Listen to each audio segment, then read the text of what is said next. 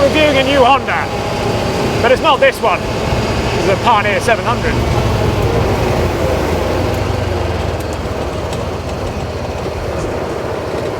I'm not reviewing the spookily clever Honda Mimo lawnmower either. It works out a mowing schedule based on the weather forecast apparently. Nor am I about to go bobbing about in a Hon wave. No, not even a Honda deck chair. Sun's gone in for a start. This is a bit like a sort of a rubbish version of that Honda advert, The Impossible Dream, isn't it? You know, where the 70s chap sort of goes around and does all the Formula 1 cars and stuff. There is a 70s connection though, because what I'm actually reviewing is just over there. Oh, quite uncomfortable actually. This is the new Honda E. Cute, isn't it? It's a face that's somehow easy to anthropomorphise. Actually, it looks rather like a panda. The animal, not the Fiat, obviously.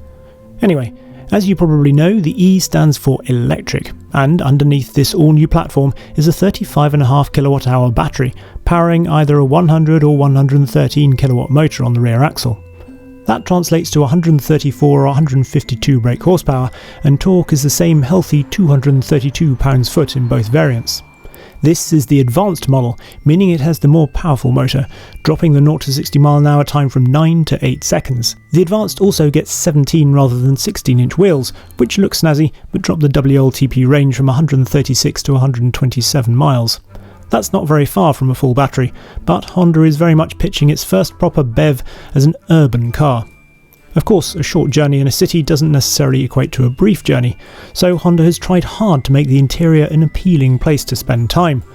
The aesthetic is very much that of a 1970s lounge, but with a widescreen TV in it. It's also tried to maximise space inside, with a wheelbase that's identical to a Jazz, despite the car measuring 135mm less overall. Having said that, the boot is small, and the rear seats, well... It's not really designed for me back here. But then, that's fine. Not every car should be. Lights up here. Charging is via the little hatch in the nose, and while a full battery on a Type 2 7.4 kilowatt charger will take just over 4 hours, an 80% charge will take just 31 minutes on a 50 kilowatt rapid charger. More of that in a bit. For now, let's turn it on, listen to the welcome jingle, and then press D for drive. It is not a light car this, it's over 1500 kilos, but because all the weight is low down because of the battery pack, and it's a weight distribution of 50-50 spread evenly between the axles, so the handling is actually pretty neat. Being rear wheel drive, it will of course do massive oversteer, no way. Right, it might do in the wet actually, it might be surprisingly nippy, because it feels quite nice to handle, and it's got Michelin Pilot Sport 4 tyres on it, which is, it's not an eco tyre. One of the reasons for it being rear wheel drive is it means you can get more lock for the front wheels, 50 degrees. Look at that, straight round. Has a turning circle of 9.6 metres, which is, well, London taxi's about just under 8, so this is pretty good. It suits its urban character. As does the way it sprints away from a standstill and up to about 30 miles an hour, particularly if you engage sport mode to sharpen the throttle response. The 0 to 60 time is not particularly quick, but it feels nippy enough for this. The ride is also really quite good. You've got McPherson struts all round, and it feels quite sort of calm, pretty smooth. Certainly soaks up the bigger impact really well. In fact, it's so quiet and refined inside that it feels a bit like a big luxury saloon in a supermini body. It's pretty much the opposite of my Clio 182 really. Whether that's a good or bad thing probably depends on your mood.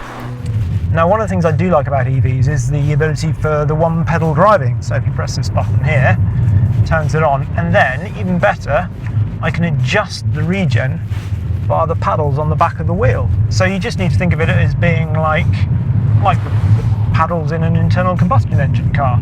So if you're coming up to a corner and you want to increase the engine braking, you press the down paddle, so you're going down the gears.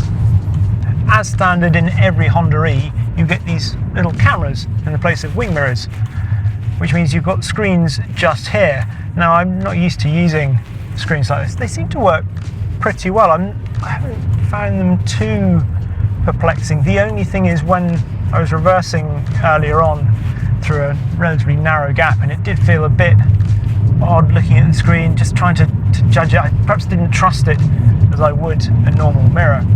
But in everyday driving, pretty good. And you can also make them extremely wide angle just at the edge to take away any blind spots, which is good. The reason for having cameras is, of course, to keep the width down and improve aerodynamics, thereby helping eke out more range from the batteries. That is a big car to be coming down here. Had we had wing mirrors, we'd probably lost them at that point. And while we're on the subject of mirrors, one of the things you get with the Advanced is this: a camera for your rear view mirror. But it's not really very nice. I didn't like the one in the new Defender either. And it's kind of I don't know, it's wrong. Your eyes don't adjust that quickly. It's just, no. Some situations, probably, yeah, but by and large, no, thanks. another thing you get with the Advanced model is a 3-pin socket to go with the HDMI port. Why, you might ask? Well, because when you're charging up, you can play Super Nintendo. Always Yoshi.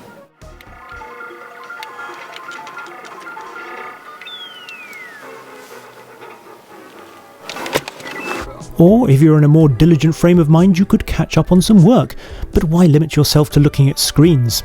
A little bit of baking, perhaps, you know. Smoothie, bit of cake mix. Be careful with this. Dangerous. Or you could pretend you're in a convertible with the wind in your hair. Maybe break out the miniature ironing board and... This is getting ridiculous now, I'm sorry. That's a step too far. Back to the proper road testing. How then do I feel about this interior whilst we're driving? Well, fairly obviously the two screens here, the further one you just have to ignore it. That's for the passenger to get involved with. This one here, you'd set it up for Apple CarPlay, to be honest. Or Android Auto, obviously. Or you could just have a photo of some trees, or an aquarium if you're stationary. It is nice. I haven't found it too distracting, thankfully, which is what you think it might be. The actual driver display here is nicely uncluttered. You just got the speed, which is, to be honest, pretty much all you need. And then your power and charge just there, and seeing how much range you've got left, or how much battery you've got left. I do like the retro theme overall in here, though.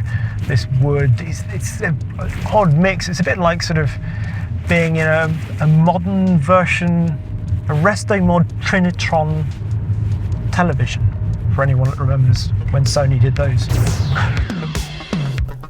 Overall, it's hard not to fall for the charms of the Honda E. It has some of the same fun and retro character that appealed so much when the new Mini was launched 20 years ago. It's engaging enough nipping along lanes that I don't think it should just be considered urban in nature either, although because of that limited range, it is definitely a car for short journeys.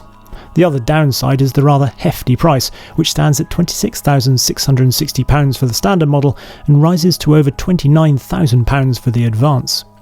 As with an Apple or Dyson product, you are definitely paying for that very appealing design. This is a purchase that you make with your heart, rather than your head. And there's nothing wrong